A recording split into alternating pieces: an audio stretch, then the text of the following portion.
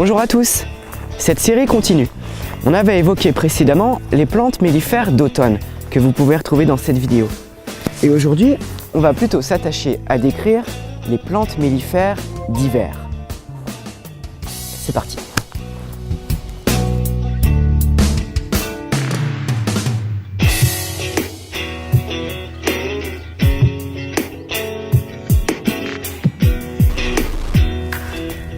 Alors bien sûr, on est dans une période de grande raréfaction de la ressource alimentaire. Et c'est d'autant plus intéressant de connaître et de savoir identifier les espèces qui vont pouvoir fournir du nectar et du pollen à nos chères butineuses. Alors force est de constater que c'est pas gagné, mais on va quand même essayer d'approfondir le sujet.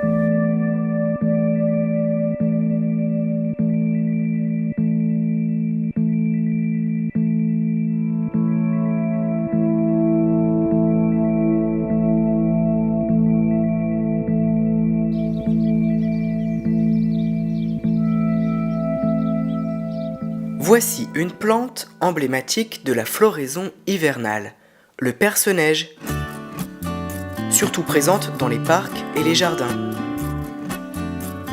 Celle-ci fait aussi le bonheur des abeilles mellifères, le crocus, qui fleurit dès fin janvier. Les primevères sont des plantes communes que l'on retrouve un peu partout. Une plante originaire de Savoie, la bruyère d'hiver. Citons la violette odorante, qui fournit son lot de pollen et de nectar. Voyons quelques arbustes. Le Chimonanthus offre un spectacle intéressant, avec une odeur très puissante. Idem pour le chèvrefeuille, au parfum plus subtil. Le noisetier s'identifie par ses chatons, qui pourvoient en pollen. Le saule-marceau est bien répandu dans nos campagnes. On peut citer également la floraison de l'amandier et aussi de l'abricotier. Les tulissages forment des colonies importantes, parfois tout au bord des routes. Les nivéoles fleurissent après les perce-neige et présentent des couleurs légèrement différentes. Les cils se plaisent dans les bois humides et aux abords des rivières. La muscarie d'Arménie est une plante importée qui trouve un certain succès dans nos jardins. On trouve les corydales en pleine nature, mais c'est assez rare. Contrairement aux anémones sylvie qui, elles, couvrent des sous-bois entiers. Les pulmonaires alternent le rose et le violet et ne laissent pas insensible l'abeille mellifère. C'est aussi le cas des ficaires, qui fournissent un pollen apprécié à ce moment de l'année. On finit avec le Mahonia japonica, qui attire déjà l'abeille charpentière et bon nombre d'insectes au mois de février. Un mot quand même sur les disparités qu'on peut avoir d'une région à l'autre.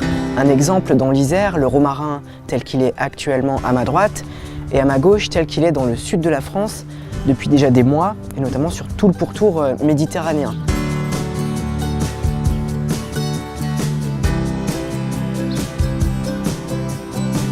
Alors parler plantes mellifères en plein hiver, c'est un petit peu paradoxal, puisque les abeilles, à cette période de l'année, sont censées hiverner, c'est-à-dire rester en grappe en mode économie d'énergie.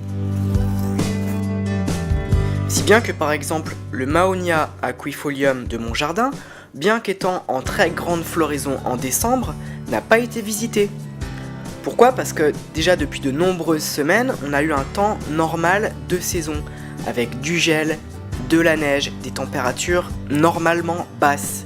Les abeilles restent alors confinées dans la ruche. Et c'est quand on va avoir une douceur anormale par à-coup que les choses vont changer. Ça va stimuler automatiquement les abeilles qui vont sortir de la ruche. Ce qui peut permettre un vol de propreté, mais surtout on risque d'avoir les conséquences suivantes. Vol et dépenses d'énergie à la recherche de ressources faibles, stress de la colonie qui n'opère pas un vrai hivernage et qui consomme ses ressources. Les rapides augmentations de température en hiver, c'est un vrai sujet. Quand on parle du déclin global des colonies d'abeilles, on incrimine généralement les produits phyto, les pesticides, les épandages, etc. Et on cible aussi la raréfaction de la ressource par le fait des monocultures, par une biodiversité très appauvrie, etc. très bien. On est tous à peu près d'accord là-dessus. Mais on est en droit de se demander si un hivernage exécrable n'est pas un facteur de plus pour altérer la vie des colonies.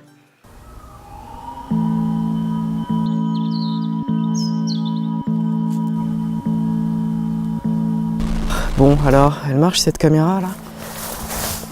Voilà, j'ai voulu finir cette vidéo sur les plantes mellifères en élargissant un petit peu le débat et en ouvrant sur d'autres sujets. Malheureusement, ça pose parfois plus de questions que ça n'apporte de réponses. Alors, n'hésitez pas à poster vos propres réponses en commentaire. Et je vous dis à bientôt. Si cette série sur les plantes mellifères vous plaît et si elle fait des vues, je la continuerai. Salut, bye bye.